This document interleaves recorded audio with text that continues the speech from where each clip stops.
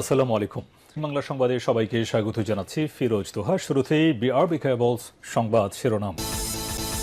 ইন্নালিল্লাহ, আবারও পুরো মধ্যপ্রাচ্যে তৃতীয় বিশ্বযুদ্ধ শুরু হয়ে গেছে। মার্কিন যুক্তরাষ্ট্র এবং ইহুদিবাদী ইসরায়েলিকে কোনোভাবে ছাড় দিচ্ছে না ইরানের ইসলামী বিপ্লবী গার্ড বাহিনীর সদস্যরা। তারা পুরোপুরি সবকিছু ধ্বংসস্তূপে পরিণত করেছে। জায়নবাদীরা শুরু থেকে তারা ইরানের বিরুদ্ধে যুদ্ধ করতে এসে চরমভাবে ফেঁসে গেছে। এখন এই যুদ্ধ ইরান কোনোভাবেই বিরতি দিচ্ছে না। এর ফলে মার্কিন যুক্তরাষ্ট্রের অর্থনীতি মাটির সঙ্গে মিশে যাচ্ছে। পরিস্থিতি এতটাই বেগতিক যে সবকিছু ধ্বংসস্তূপে পরিণত হয়েছে। তারপরও ইরান কোনোভাবেই তাদেরকে ছাড় দেবে না। আর এই মুহূর্তে আমাদের হাতে এসেছে যুদ্ধের সর্বশেষ গুরুত্বপূর্ণ সবথেকে তাজা আপডেট সংবাদ আপনাদের জানিয়ে দিব। প্রথমে জানাবো, ফুরিয়ে যাচ্ছে যুক্তরাষ্ট্রের অস্ত্র মজুদ। ইরানের সঙ্গে সাম্প্রতিক সংঘাতে গুরুত্বপূর্ণ ক্ষেপণাস্ত্রের বড় অংশ ব্যবহার করে ফেলেছে যুক্তরাষ্ট্র। এর ফলে ভবিষ্যতে নতুন কোনো যুদ্ধে জড়ালে দেশটি স্বল্পমেয়াদে অস্ত্র সংকটে পড়তে পারে বলে সতর্ক করেছে বিশ্লেষকরা। এরপর জানাবো, ইরান কি সত্যি পরমাণু বোমা ব্যবহার করবে? বর্তমান ভূ রাজনীতিতে সবথেকে উত্তপ্ত প্রশ্নটি হল, ইরান কি শেষ পর্যন্ত পারমাণবিক অস্ত্র ব্যবহারের পথে হাঁটবে? গত ফেব্রুয়ারি এবং মার্চ মাসে ভয়াবহ সংঘাত এবং সম্প্রতি এপ্রিলের এই নরবরের যুদ্ধবিরতির প্রেক্ষাপটে দাঁড়িয়ে প্রশ্নটি এখন আর কেবল তাত্ত্বিক আলোচনায় নয়, বরং ইরান এখন যে কোনো মূল্যে পারমাণবিক বোমা তৈরি করবে বিষয়টি এটি তাদের জন্য অত্যন্ত গুরুত্বপূর্ণ হয়ে দাঁড়িয়েছে। এদিকে লেবাননে ইসরায়েলি হামলায় ক্ষতিগ্রস্ত 50,000 ঘরবাড়ি। সম্প্রতি ইসরায়েলি হামলায় 50,000-এর বেশি আবাসিক ইউনিট ক্ষতিগ্রস্ত বা ধ্বংস হয়েছে বলে জানিয়েছে লেবাননের সরকার। লেবাননের national council for scientific research বা CNRS এর প্রধান চাদি আবদুল্লাহ জানিয়েছেন যে সংঘাতের শুরুর দিকেই দ্রুত এই ধ্বংসযজ্ঞ বাড়তে থাকে। এবারে জানাবো, মার্কিন ইরান যুদ্ধবিরতির মেয়াদ বাড়ল, ঊর্ধ্বমুখী তেলের দাম। যুক্তরাষ্ট্র ইরানের মধ্যকার যুদ্ধবিরতির মেয়াদ বৃদ্ধি পেলেও আন্তর্জাতিক বাজারে জ্বালানি তেলের দাম ঊর্ধ্বমুখী হয়েছে। অন্যদিকে শেয়ার বাজারে দেখা দিয়েছে মিশ্র প্রবণতা। মার্কিন প্রেসিডেন্ট ডোনাল্ড ট্রাম্প ইরানের সঙ্গে যুদ্ধবিরতির মেয়াদ ঘোষণা দেওয়ার পর বিনিয়োগকারীরা এখন শান্তি আলোচনা পুনরায় শুরুর অপেক্ষায় রয়েছে। এবং সর্বশেষ জানাবো, মাঝে মাঝে বিদ্যুৎ যায় নাকি আসে প্রশ্ন আসিফ মাহমুদের। সারা দেশে গরমের সঙ্গে পাল্লা দিয়ে বাড়ছে লোডশেডিং, যার ফলে চরম বিপাকে সারা দেশ। শহরের তুলনায় গ্রামে ভয়াবহ আকার ধারণ করেছে লোডশেডিং। এতে ভোগান্তিতে পড়েছে জনসাধারণ। এমন পরিস্থিতিতে জাতীয় নাগরিক পার্টি এনসিপির মুখপাত্র আসিফ মাহমুদ সজীব ভুঁইয়া জানিয়েছেন যে মাঝে মাঝে বিদ্যুৎ যায় নাকি মাঝে মাঝে বিদ্যুৎ আসে। বিষয়টি নিয়ে তিনি সামাজিক যোগাযোগ মাধ্যম ফেসবুকে একটি পোস্ট করেছেন। তিনি বলেন, বিএনপি যখনই ক্ষমতায় আসে তখনই বিদ্যুৎ শুধু মাঝে মাঝে যায় না, বরং মাঝে মাঝে আসে। এটি তারেক রহমানের আই হ্যাভ এ প্ল্যানের অংশ। প্রিয় দর্শক, এতক্ষণ শুনছিলেন সংবাদ শিরোনাম, এবারে বিস্তারিত। তবে তার আগে বন্ধুরা, অনুরোধ থাকবে এই সংবাদটিতে একটি লাইক দিন। এই চ্যানেলে আপনি নতুন হয়ে থাকলে আমাদের সংবাদটি দেখতে দেখতে চ্যানেলটি সাবস্ক্রাইব করে রাখুন। কমেন্ট করে বন্ধুরা আপনার মূল্যবান মতামত জানিয়ে দিন আপনি বিশ্বের কোন দেশ থেকে বা বাংলাদেশের কোন স্থান থেকে আমাদের সংবাদটি দেখছেন এবং শুনছেন। আর বন্ধুরা, সংবাদটি আপনার সোশ্যাল মিডিয়া ফেসবুকে শেয়ার করে বন্ধুদেরও দেখার সুযোগ করে দিন। গাজা যুদ্ধে আপনি যদি নিরীহ ফিলিস্তিনিদের ভালোবেসে থাকেন, কমেন্টে ইয়েস লিখে পুরো বিশ্বকে আমাদের এই সংবাদটি দেখার সুযোগ করে দিন। এবারে বিস্তারিত। আর বন্ধুরা, সংবাদটি আপনার সোশ্যাল মিডিয়া ফেসবুকে শেয়ার করে বন্ধুদেরও দেখার সুযোগ করে দিন। এবারে বিস্তারিত।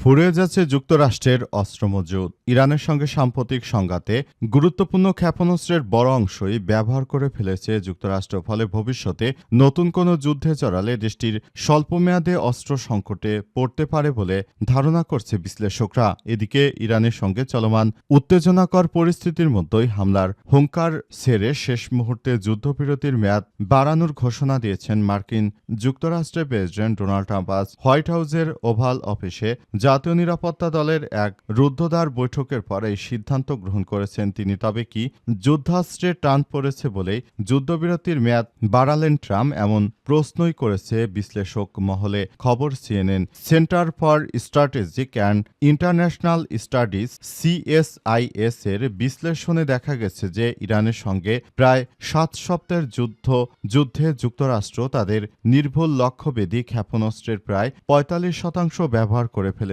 ব্যালিস্টিক ক্ষেপণাস্ত্র প্রতিরোধে ব্যবহৃত থার্ড সিস্টেমের অন্তত অর্ধেক এবং প্যাট্রিয়ট প্রতিরক্ষা ব্যবস্থার ইন্টারসেপ্টর মিসাইলের প্রায় 50% খরচ করে ফেলেছে মার্কিন যুক্তরাষ্ট্র। এখন তাদের অস্ত্রশস্ত্রে অনেক বড় টান পড়েছে। এখন তারা চাইলে আর এই অস্ত্র দিয়ে ইরানের সঙ্গে আক্রমণ করতে পারছে না, তাদেরকে একদম ধসিয়ে দিয়েছে ইরান শুরু থেকে তারা এককভাবে হামলা করে তারপর দখলদারদের বিরুদ্ধে এই কার্যক্রমগুলো চালিয়ে যাচ্ছে। পুরো মার্কিন যুক্তরাষ্ট্র এবং ইহুদিবাদী ইসরায়েলের এই ধরনের কার্যক্রমগুলো আসলে খুবই ভয়াবহ আকার ধারণ করেছে। পরিস্থিতি খুবই জটিল আকার ধারণ করায় দখলদার ইসরায়েলি বাহিনী ও মার্কিন যুক্তরাষ্ট্র তারা পুরোপুরি ফেঁসে গেছে। তারা এখন চাইলেও সবকিছু করতে পারছে না, কারণ তাদের অবস্থা খুবই ভয়ানক শোচনীয় আকার ধারণ করেছে।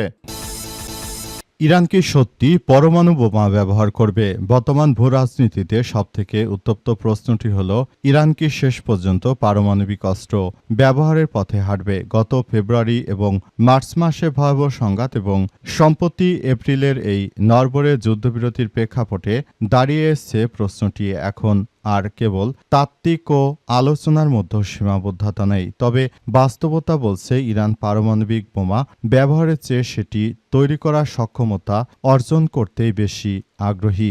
বাস্তবতা হলো পারমাণবিক অস্ত্র কোনো সাধারণ যুদ্ধাস্ত্র নয়, এটি একটি রাজনৈতিক হাতিয়ার। ইরান খুব ভালো করেই জানে যে একবার যদি এই অস্ত্র ব্যবহার করে তবে সেটি হবে তাদের বর্তমান শাসন ব্যবস্থা এবং মানচিত্রের চূড়ান্ত সমাপ্তি। ইসরায়েল ও যুক্তরাষ্ট্রের মতো বিশাল পারমাণবিক ও সামরিক শক্তির বিরুদ্ধে একটি পারমাণবিক হামলা চালানো মানেই হল পাল্টা ধ্বংসাত্মক হামলার আমন্ত্রণ জানানো, যাকে সমরবিজ্ঞানের ভাষায় বলা হয়েছে যে ভার্চুয়ালি অ্যাসিউরেড বা ডিস্ট্রাকশন বা পারস্পরিক নিশ্চিত বিনাশ। তেহরান সম্ভবত এই আত্মঘাতী ঝুঁকি নিতে চাইবে না, তবে কেন তারা পারমাণবিক সক্ষমতার দিকে এত ঝুঁকছে এর মূল কারণ হল ডিটারেন্স বা প্রতিরোধ। ইরান চায় না ইরাক লিবিয়ার মতো পরিস্থিতি মুখোমুখি হতে, অর্থাৎ তারা চায় একটি সুন্দর পরিবেশের মধ্য দিয়ে এগিয়ে যেতে। তারা এসব বিষয়গুলো নিয়ে বেশি আগ্রহী।